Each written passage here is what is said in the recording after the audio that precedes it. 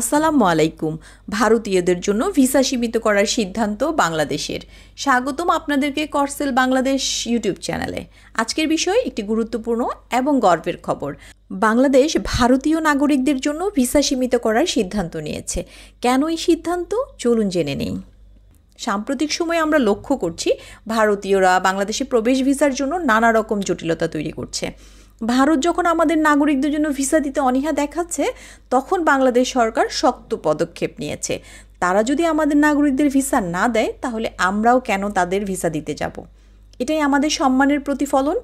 এই সিদ্ধান্ত আমাদের দেশের সার্বভৌমত্ব এবং আত্মসম্মানের প্রতীক।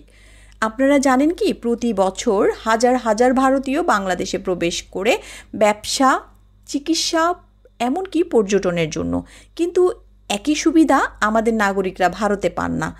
এই বৈষম্য আর সহ্য করা যাবে না। বন্ধুরা, এটি একটি স্বতন্ত্র ও সাহসী পদক্ষেপ।